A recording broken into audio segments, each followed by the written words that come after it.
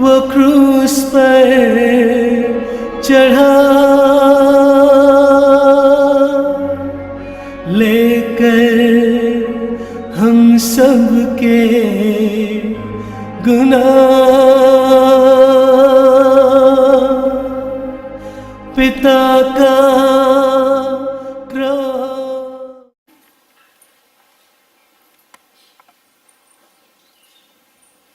प्रभु आप लोगों के साथ हो। संत योहन के अनुसार पवित्र सुसमाचार अध्याय 4 वचन 5 से। Gospel of Saint John chapter 4 verses 5 onwards.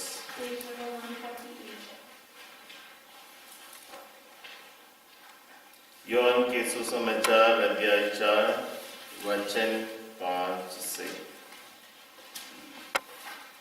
यीशु समरिया के सिकार नामक नहर पहुंचे। वह उस भूमि के निकट था जिसे याकूब ने अपने पुत्र यूसुफ को दिया था। वहां याकूब का झरना था। यीशु यात्रा से थक गए थे, इसलिए वह झरने के पास बैठ गए। उस समय दोपहर हो चला था। एक समारी स्त्री पानी खींचने आई। यीशु ने उससे कहा, मुझे पानी पिला दो, क्योंकि उनके शिष्य नहर में भोजन खरीदने गए थे। यहूदी लोग समारियों से कोई संबंध नहीं रखते, इसलिए समारी स्त्री ने उनसे कहा, आप यहूदी होकर भी मुझे समारी से पीने के लिए पानी मांगते हैं। यीशु ने उत्तर दिया, यदि तुम ईश्वर का वरदान पहचानती और यह जानती कि वह कौन है जो तुमसे कहता है मुझे पानी पिला दो, तो तुम मुझसे मांगती और वह तुम्हें संजीवन जल देता। स्त्री ने उससे कहा, महोदय, पानी खींचने के लिए आपके पास कुछ भी नहीं है और कुआं गहरा है, तो आपका वह संजीवन जल कहां से मिलेगा? क्या आप हमारे पिता याकूब से भी महान हैं? उन्होंने हमें यह कुआं दिया है। वह स्वयं, उनके पुत्र और उनके पशु भी उसमें से पानी पीते थे। यीशु ने कहा, जो कोई यह पानी पीता है उसे फिर प्यास लगेगी, किंतु जो मेरा दिया हुआ जल पीता है उसे फिर कभी प्यास नहीं लगेगी। जो जल मैं उसे प्रदान करूंगा वह उसमें वह स्रोत बन जाएगा जो अनंत जीवन के लिए उमड़ता रहता है। इस पर स्त्री ने कहा, महोदय, मुझे वह जल दीजिए जिससे मुझे फिर प्यास न लगे और मुझे यहाँ पानी खींचने नहीं आना पड़े।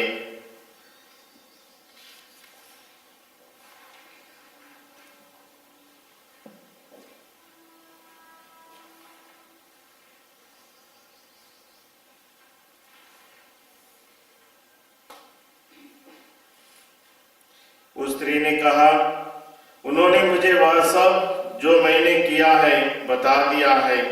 इस कारण उस नगर के बहुत से समारियों ने यीशु में विश्वास किया। इसलिए जब वे उनके पास आए तो उन्होंने अनुरोध किया कि आप हमारे यहाँ ठहरिए। वह 2 दिन वहीं रहे।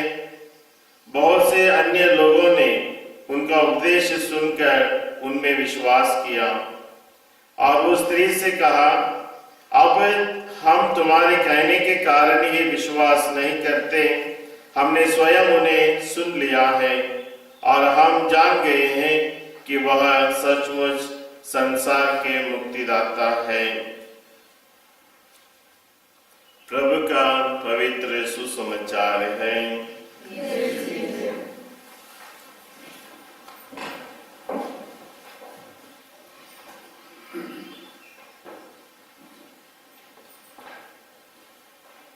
क्रिस्त में मेरे प्यारे भाई तथा बहनों,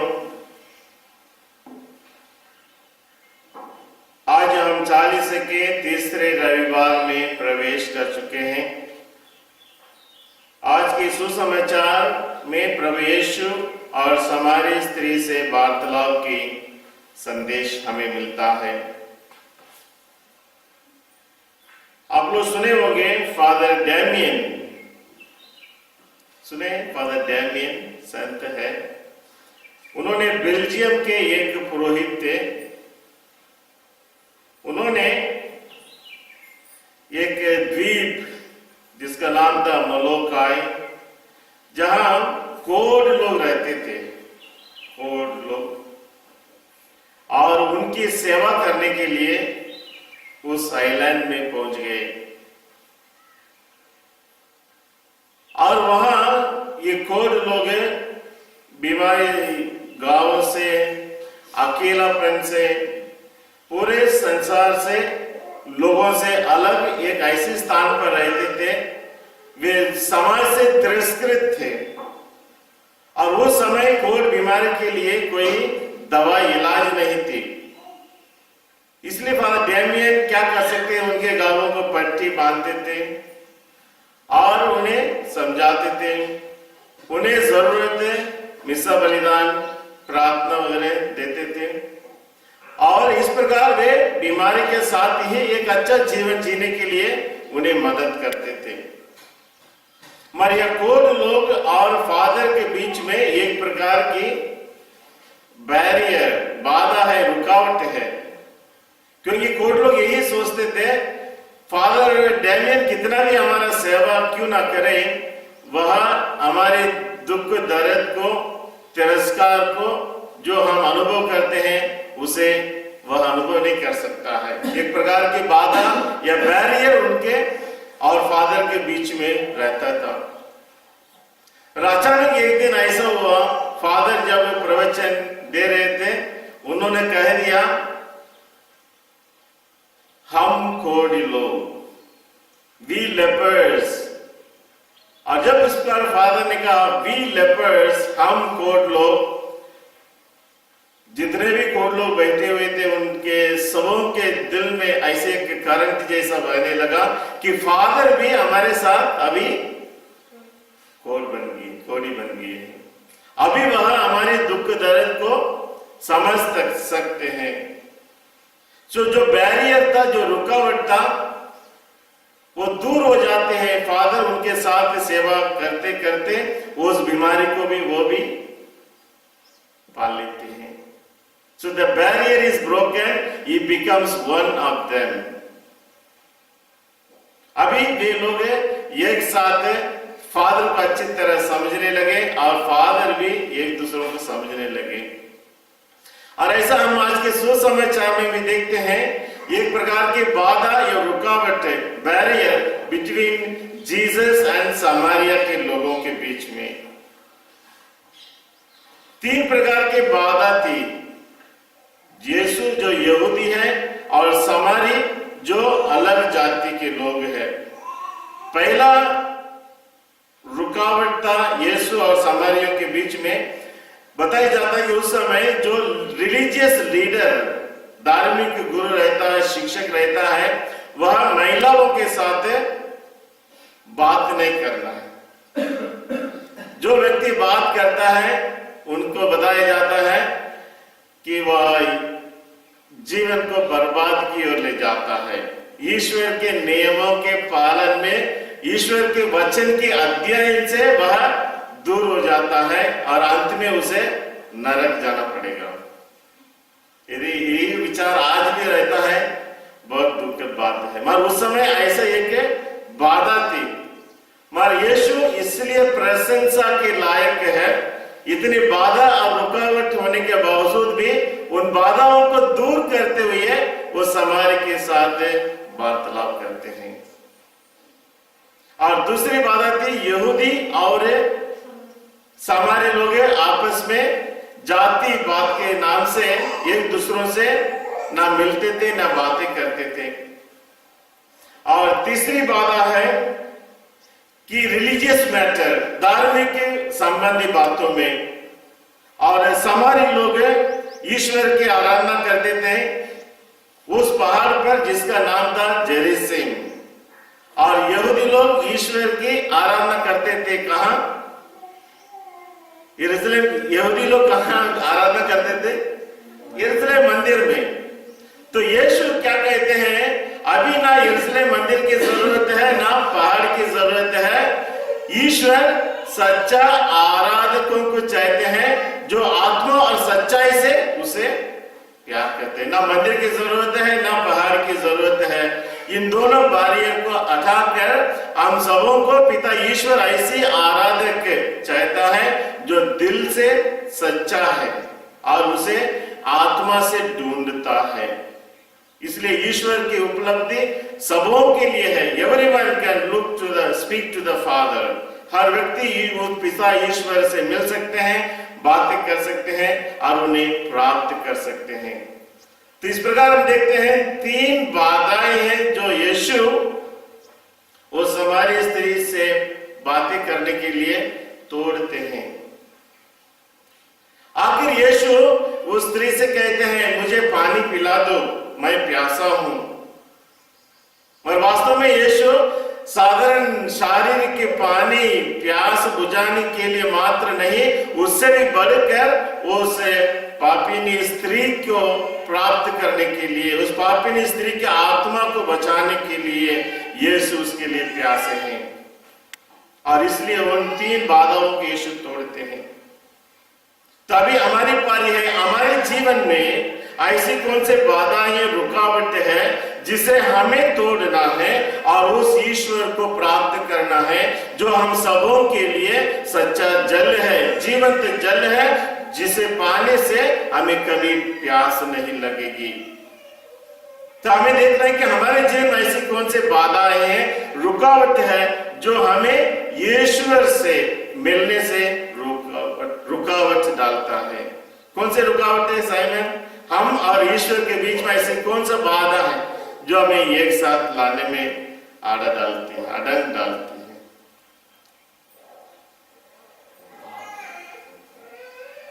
यस, कौन बोले? हैं? कौन बोले? स्वयं बोले। पाप सबसे बड़ी रुकावट है, सबसे बड़ी बाधा है हमारे जीवन में, हमारे और यीशु के बीच में साथ लाने में। सबसे बड़ी बाधा है पाप है, जो बुरी आदत है, जो गलत संगति है हमारे और ईश्वर के बीच में और हमारे एक दूसरों के साथ मिलाने से, साथ लाने से क्या रुकावट डालता है? इन बुराइयों को हमें दूर करना है। और प्रभु यीशु उस सामारी स्त्री के जीवन में प्रवेश करने के लिए कोशिश करते हैं उनसे वार्तालाप के द्वारा। और वह स्त्री कहती है, तुम्हारे पास तुम्हें प्यास तो लगी है मगर तुम्हारे पास रस्सी नहीं है, बाल्टी नहीं है, तुम कैसे मुझे जल दे सकता है? बाल्टी, रस्सी, कुएं, ये सब संसार की बातें हैं, शरीर से संबंधित है। और यदि उस स्त्री को प्रभु यीशु अपने लिए फिर से स्वीकार करना है और पिता से मिलाना है, तो प्रभु यीशु को यह जरूरी था कि वह उसके दिल की गहराई में पहुंचे। दिल की गहराई में पहुंचने के लिए रस्सी से नहीं होगी, बाल्टी से नहीं होगी, दिल की गहराई से, उस स्त्री की दिल की गहराई में पहुंचने के लिए ईश्वर की वचन की जरूरत है, सामर्थ्य की जरूरत है। और यहाँ प्रभु यीशु अपने ईश्वरीय सामर्थ्य प्रकट करते हैं जो वह कहा है, जिसके साथ तुम रहते हो वह तुम्हारे पति नहीं है। 5 पति रह चुके हैं और अभी जिसके साथ, जो तुम्हारे साथ है वह भी तुम्हारा पति नहीं है। इसे प्राइवेट लाइफ। और जब यीशु प्राइवेट लाइफ में प्रवेश करते हैं, वो तुरंत जाग उठती है और पता लगा लेती है, ये मुझे मेरा सब कुछ जानते हैं। तो वैसा यदि हमारे एक व्यक्तियों के बीच में जो बाधाएं, रुकावटें हैं, उसे दूर करने के लिए और हम सबों को प्रभु यीशु के साथ लाने के लिए प्रभु यीशु के वचनों को हमारे दिल में स्वीकार करने की जरूरत है, क्योंकि हमारे जीवन में, हमारे दिल में छिपा हुआ है हमारे पाप की जीवन, जिसको हम बहुत प्यार करते हैं। हमारे पाप की जीवन, जो हमारी बुरी आदतों के जीवन, हमारे एक व्यक्ति अपने दिल में छिपाए रखते हैं। We love our sins, we love our bad habits, we love our, गलत कामों का हम बहुत प्यार करते हैं। और उसे कैसे हम बाहर निकालेंगे? बाहरी रूप से हम सब देखने के लिए कितने अच्छे हैं, सुंदर हैं, है कि नहीं साइमन? अच्छे से कपड़े बनाकर, अच्छे से लगकर बाहरी रूप से हम साफ सुथरे हैं, बहुत सुंदर लगते हैं। क्या हम सचमुच ईश्वर के लिए सुंदर हैं? हम अपने बाहरी रूप रंग देखकर खुश हो जाते हैं, ये कितनी अच्छी लगती है, कितनी अच्छा लगता है कि नहीं आशीष? मगर ईश्वर जानता है हमारे दिल की गहराई में हम कितने पापी हैं, हम अपने दिल में कितने बुराइयों को छिपा करके, जिन बुरी आदतों को हम छोड़ना नहीं चाहते हैं, और इन बुरी आदतों को, बुरे पाप जो हमारे दिल की गहराई में छिपा हो, उसे हमें बाहर निकालने के लिए आप और मैं बोलने से नहीं होगी। जब तक जैसे समारी स्त्री के दिल में प्रभु यीशु उसके वचन के माध्यम से छिपे हुए उस पाप को, रहस्य को निकालता है, ये कहते हुए तुमने 5 पति के साथ जीवन बिता चुके हो और जो अभी है वो भी तुम्हारा नहीं है, तब वह जाग उठती है। वैसा प्रभु यीशु के वचनों को हमारे दिल में उतारने की जरूरत है। जब प्रभु यीशु का वचन हमारे दिल में उतारेगी, हमारी असलियत ईश्वर को मालूम हो जाएगी। हमारा असलियत है, हम स्वयं को मालूम हो जाएगी कि हम कितने अच्छे हैं, कितने साफ हैं। और इसलिए प्रभु की वचन सामर्थ्यवान है। जैसे हम पढ़ेंगे इब्रानी 12 में, इब्रानी 12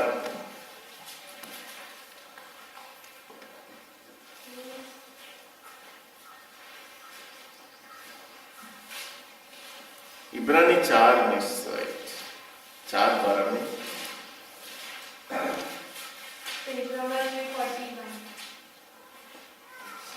पढ़िए। 4:12 जीवन सशक्त किसी भी दुधारी तलवार से तेज है, वह हमारी आत्मा के अंतरतम तक पहुंचता और हमारे मन के भावों तथा विचारों को प्रकट कर देता है। ईश्वर से कुछ भी छिपा नहीं है। यस, आप लोग इस वचन के मेरे बात दोहराइए, क्योंकि ईश्वर का वचन जीवंत है, सशक्त है, किसी भी दुधारी तलवार से तेज है, वह हमारी आत्मा के अंतरतम तक पहुंचता और हमारे मन के भावों तथा विचारों को प्रकट कर देता है। ईश्वर से कुछ भी छिपा हुआ नहीं। तो ईश्वर का वचन हमें कन्विंस करता है कि हम पापी हैं।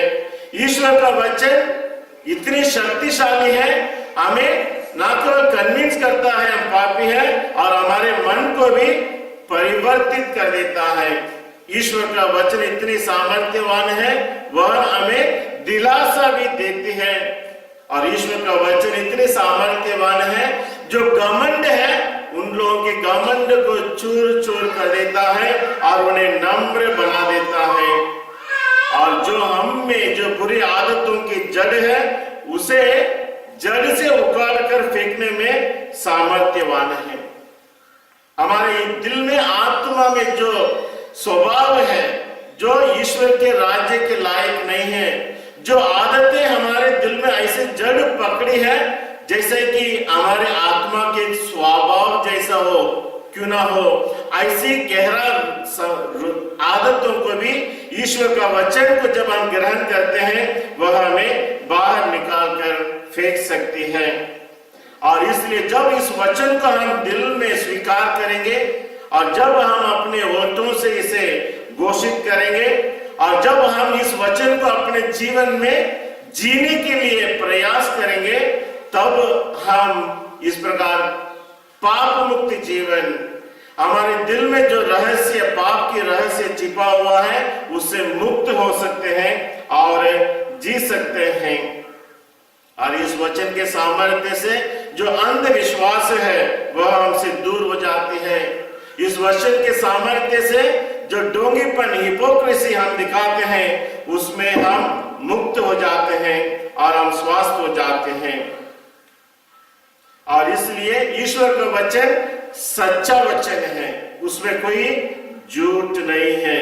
और इसलिए इस वचन को हम हर बातों में, जैसे प्रभु यीशु वार्तालाप करते करते ईश्वर के वचन के सामर्थ्य को उस स्त्री के साथ इस्तेमाल करते हैं और उन्हें मुक्ति दिलाते हैं। क्या हम आपस में एक दूसरों से मिलने से भी क्या ईश्वर संबंधी बातों के लिए रुचि दिखाते हैं या बातें करते हैं? या उस स्त्री के समान है, जब हम आपस में मिलने से रस्सी, बाल्टी, कुएं जैसा दुनिया संबंधी बातों में हमारा वार्तालाप होती है?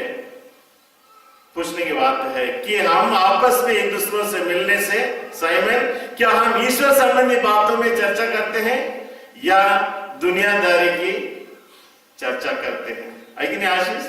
किस बात पर? बाल्टी रस्सी है दुनिया के संबंधी बातें, वो कैसे रहा, ये कैसे रहा, लड्डू कैसे रहा। मगर क्या हम आपस में आज की प्रभु का वचन क्या था, ईश्वर ने हमें क्या संदेश दिया है, या इस वचन कासिमिर इसको मैं समझा नहीं, इसका अर्थ क्या हो सकता है, क्या ऐसी बातों में हम चर्चा करते हैं, महत्व देते हैं? तो ईश्वर हमें बताता है जब हम अपने जीवन में इस प्रकार ईश्वर के वचन के लिए, क्योंकि जो हमारे दिल में भरा हुआ है, from the abundance of the heart mouth speaks, हमारे दिल में जो बातें भरा हुआ है वही मुंह से बाहर निकलेगी। यदि हम दुनियादारी में फंसे हैं, हमारे मुंह से वही शब्द निकलेगा। यदि हम ईश्वर संबंधी बातों में रुचि रखते हैं, हमारे दिल में प्रभु का वचन भरा हुआ है, जब हम दूसरों से बातें करेंगे उस समय भी सुनीता क्या आएगी? प्रभु के वचन की बातें मुंह से निकलेगी, जो हमारे जीवन और दूसरे के जीवन को बना सकती है, नया बना सकती है। इसलिए यूहन्ना के सुसमाचार अध्याय 4:14 में हम पढ़ेंगे।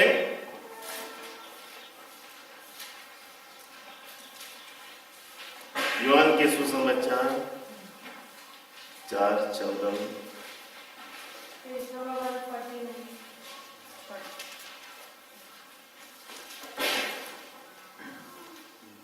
क्या नाम है? शारदा पढ़ो। किंतु जो मेरा दिया हुआ जल पीता है, किंतु जो मेरा दिया हुआ जल पीता है उसे फिर कभी प्यास नहीं लगेगी। प्यास नहीं लगेगी। जो जल मैं उसे प्रदान करूंगा, जो जल मैं उसे प्रदान करूंगा, वह स्रोत बन जाएगा। स्रोत बन जाएगा, जो अनंत जीवन के लिए उमड़ता रहता है। अनंत जीवन के लिए उमड़ता रहता है। इस वचन को समझने के लिए कोशिश कीजिए और इसे कहिए मेरे बाद।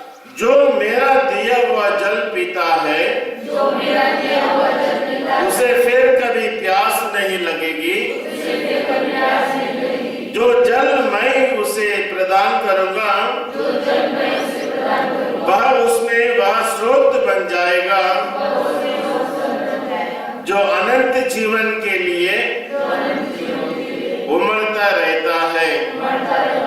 जो मेरा दिया हुआ जल, तो जब प्रभु यीशु हमें जल के बारे में बताते हैं, किस प्रकार के जल है गोलू, किस प्रकार के जल के बारे में बातें करते हैं? पेप्सी की बातें कर रहे हैं, अच्छा ठंडे ठंडे जल आजकल गर्मी में। मगर यीशु कहते हैं जो मेरी शिक्षा है, the teaching that I give, प्रभु यीशु की शिक्षा और ईश्वर की कृपा और पवित्र आत्मा, यह सब प्रभु यीशु क्रिस्त के द्वारा हम सबों के लिए जीवन का जल है। पवित्र आत्मा इस द स्रोत है इस जल का, और वचन है और सुसमाचार है और ईश्वर की कृपा है। और हमारे एक व्यक्तियों की आत्मा एक निर्जन प्रदेश के समान है, जो पानी के लिए तरसते हैं। डेजर्ट लैंड, जहां सिर्फ रेती रेती है, वहां जमीन कितने पानी के लिए तरसती है, वैसा हमारे एक व्यक्तियों की आत्मा तरसती है उस ईश्वर के जल के लिए, ईश्वर की आत्मा के लिए। आप जानते होंगे यदि ट्रैवलर जो समुद्र में यात्रा करते हैं साइमन, और वे रास्ता खो बैठते हैं और कहीं जाकर कोई ठिकाने पे लग जाता है, 1 महीना 2 महीना उनके लिए ना भोजन है ना पानी है, और वे कितने पानी के लिए भोजन के लिए तरसते हैं। तो वैसा हमारी एक व्यक्तियों की आत्मा वो सच्चा ईश्वर के वचन के लिए तरसती है, तरसना चाहिए।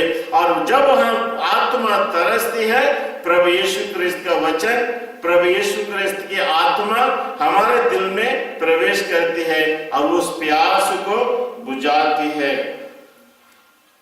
क्योंकि आगे चलकर हम देखते हैं, जो मेरा दिया हुआ जल पीता है उसे कभी प्यास नहीं लगेगी।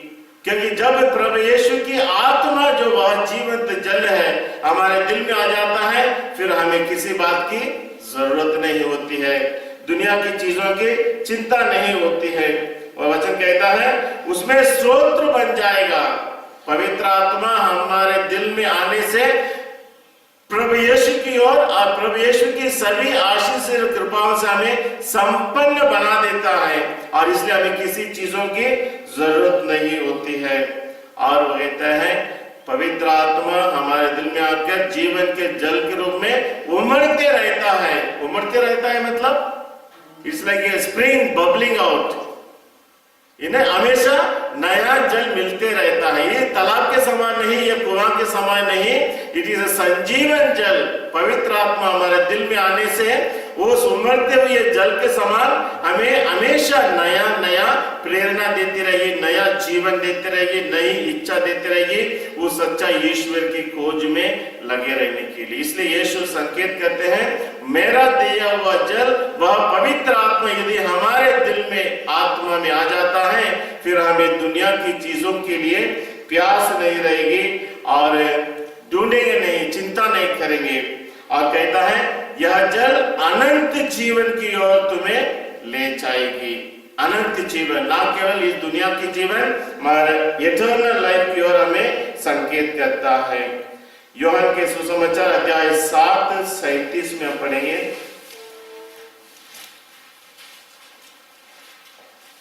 7:37 में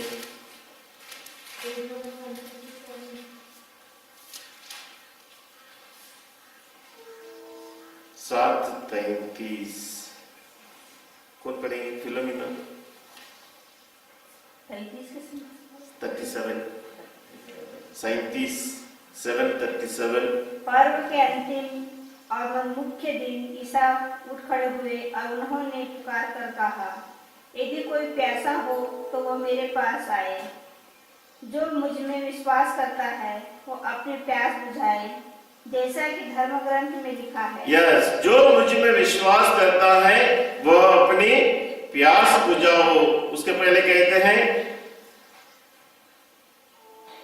उठकर खड़े होकर ईसा ने कहा, यदि कोई प्यासा हो तो वह मेरे पास आए।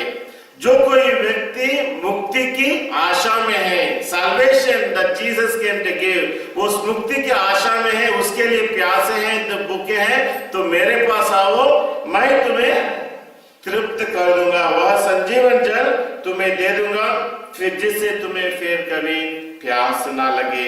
मत्ती 5:6 में हम पढ़ेंगे। मत्ती 5:6 में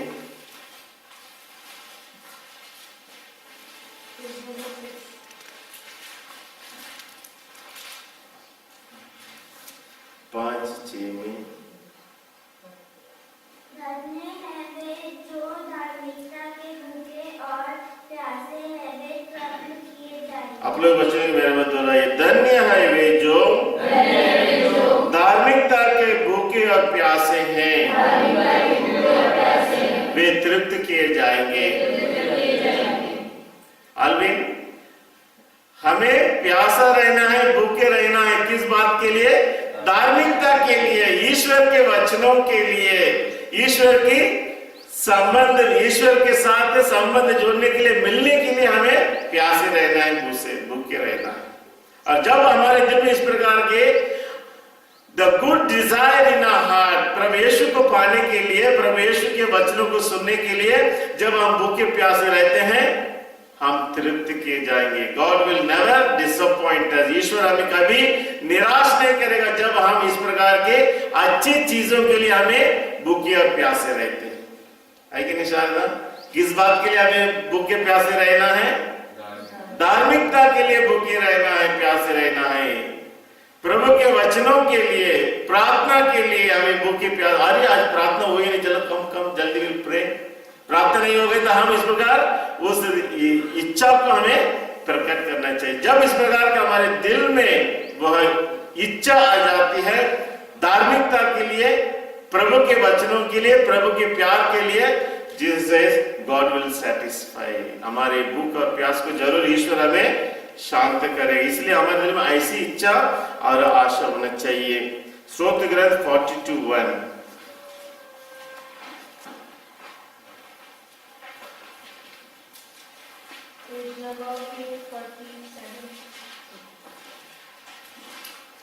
42:1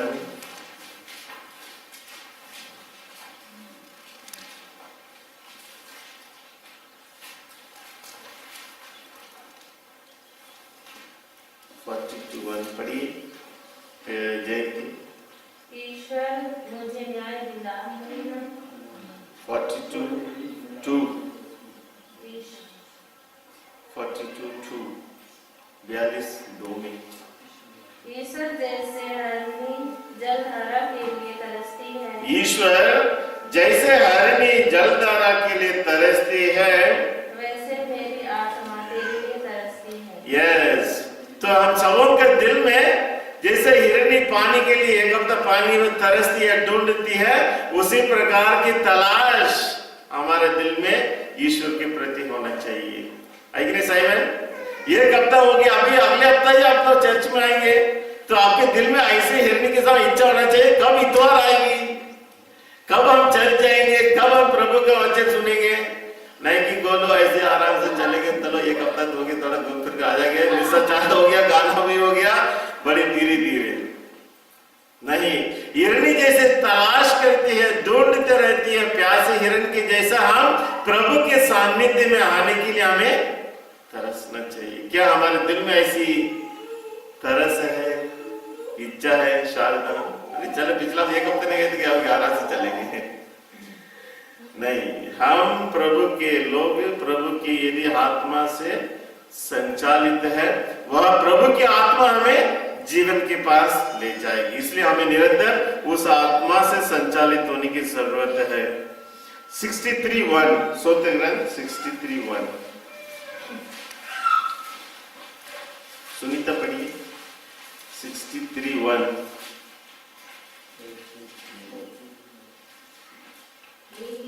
दाऊद का, ये उस समय का है। 2 से पढ़िए। ईश्वर तू ही मेरा ईश्वर है, तू ही मेरा ईश्वर है, मैं तुझे ढूंढता रहता हूँ। मैं तुझे ढूंढता रहता हूँ, मेरी आत्मा तेरे लिए प्यासी है। ये आप इस वचन के मेरे बात बोलिए। तू ही मेरा ईश्वर है, मैं तुझे ढूंढता रहता हूँ, मेरी आत्मा तेरे लिए प्यासी है, जल के लिए सूखी संतप्त भूमि की तरह, मैं तेरे दर्शनों के लिए तरसता हूँ। सच्चा विश्वासी को मालूम है कि दुनिया की कोई भी चीज मुझे तृप्त नहीं कर सकता है कि नहीं? काशी में दुनिया के कितने भी अच्छे अच्छे चीजें हैं, क्या हमारी इच्छाओं को तृप्त करते हैं? थोड़ा समय के लिए, कल फिर से वही लगता है। यदि दुनिया की चीजें अपने शारीरिक इच्छाओं को तृप्त नहीं कर सकती है तो आत्मा की प्यास कैसे बुझा सकती है? और इसलिए आत्मा की प्यास को वही बुझा सकता है जो पवित्र आत्मा है। आत्मा की प्यास को वही बुझा सकता है जो उसने उसे बनाया है, जिसके लिए वह बनाया गया। हमारी आत्मा ईश्वर तेरे लिए प्यासी है, और जब तक वह ईश्वर हमारे दिल में आ जाए नहीं आ जाएगा, जब तक हम उस सूखी भूमि की तरह तलाश करते रहेंगे, इंतजार करते रहेंगे। सूखी भूमि 4-5 साल से पानी नहीं गिरा तो कैसे फट जाती है, इंतजार करती है कब पानी बरसेगी। तो वैसा हमारा दिल भी तरसेगी, क्योंकि दुनिया की कोई भी चीजें cannot satisfy our soul. जब दुनिया की चीजें शरीर की इच्छाओं को तृप्त नहीं कर सकती तो आत्मा जो अनंत है, इटर्नल है, उसके कैसे तृप्त कर सकता है। और इसलिए हमें दुनिया की चीजों में लगे रहकर ना केवल हम शरीर को भूखे प्यासे रखते हैं और आत्मा को भी इस प्रकार सूखी भूमि की तरह बना देते हैं। और इसलिए हमें प्रार्थना के लिए, वचन के लिए, मिस्सा के लिए समय निकालना चाहिए, क्योंकि हमारी आत्मा की तृप्ति, हमारी आत्मा की भूख प्यास सिर्फ ईश्वरीय मिटा सकता है। और इसलिए हमें ईश्वर के दर्शनों के लिए हमें तरसना है, प्रभु के वचनों के लिए हमारी आत्मा तरसना है। इसलिए यशायाह का ग्रंथ अध्याय 55 में हम पढ़ेंगे। यशायाह 55:1। Page number 115।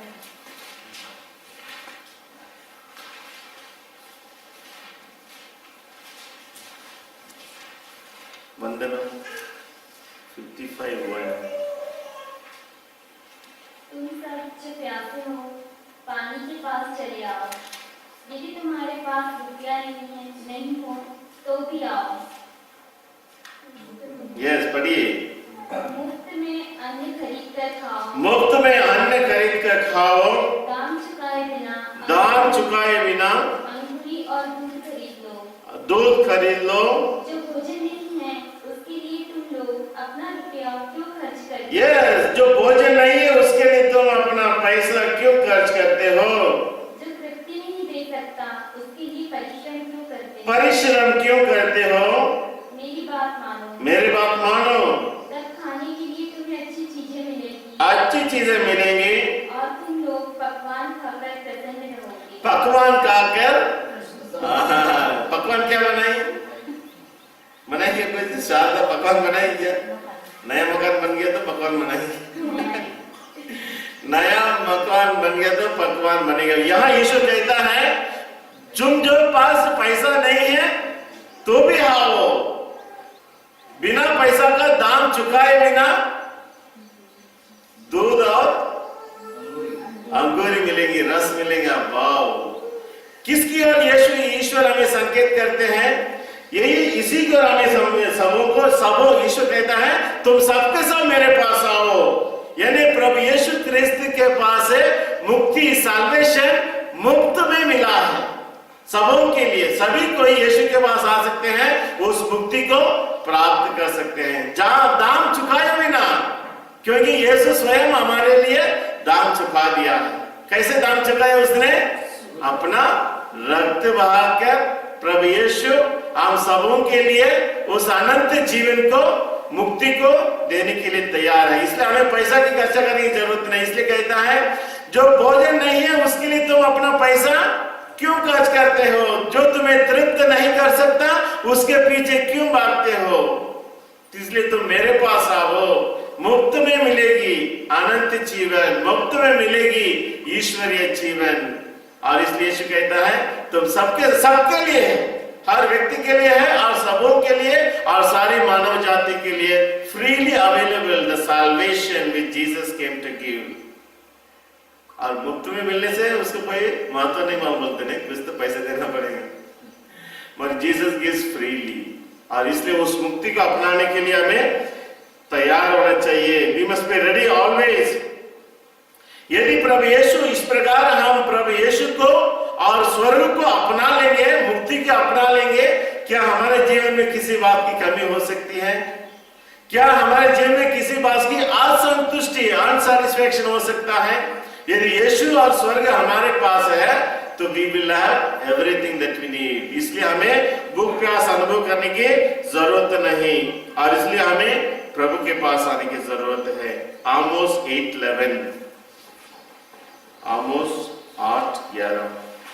वंदना आई क्या? Page number 1399। 1399।